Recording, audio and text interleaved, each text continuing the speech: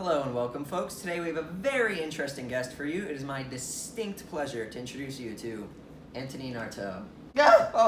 Bonjour. How are you today? I'm good. Thanks for asking. So, how about you start off by telling us a little bit about your birth? Sure! I was born in Marseille, France in 1896. I was one of 9 children, but 4 were stillborn and 2 died in childhood.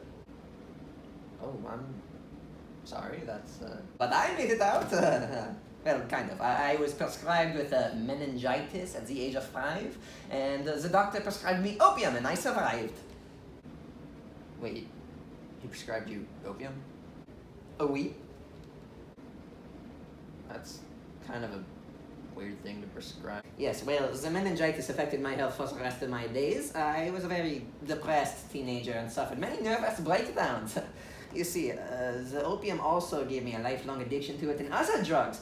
In my prime, when I was making my greatest work, I took a trip to Mexico, and there I stopped doing heroin, did some peyote, moved back to France, started doing heroin again, then I moved to Dublin, and then I was shipped back to France in a straitjacket, diagnosed with, what was it, incurable paranoid delirium, and given electroshock therapy because I tried to attack people on occasion. That is quite the life you had. Oh, and then I died of cancer and an overdose of chloral hydrate on March 4th, 1948. Oh.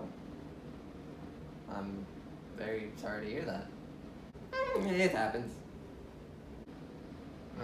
So your personal life must have been really hard.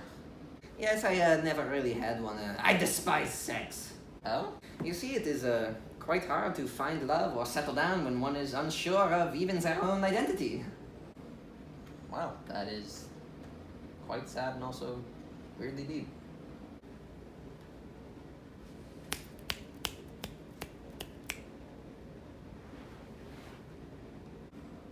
Okay, so let's talk a little bit about your work. Ah, yes, my work. You've heard of it. Yeah, that's why you're here. Yes, I did a lot of acting and directing with those filthy surrealists, those pigs. Oh yes, I heard you're not much of a fan of surrealists, especially after they began to embrace communism. You heard correct. There's actually a direct quote from you here that you wrote. I shit on Marxism. Mm-hmm.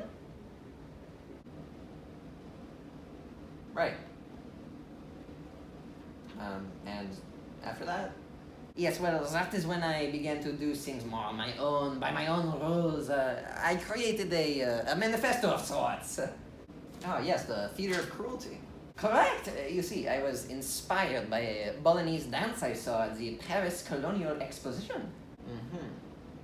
Yes, it brought to light everything I love about the theater. It consisted of everything that occupies the stage, everything that can be expressed or manifested materially upon the stage and addressed primarily to the senses, rather than addressing the mind as is the language of words.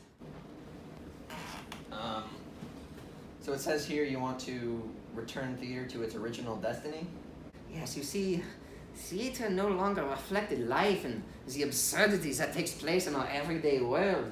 I wanted to create a space in theater that violent physical images would crush and hypnotize the senses of the spectator, seized by the theater in a whirlwind of higher forces. I wanted to place it outside the limits of sanity and madness in a furious orgy of spectacle.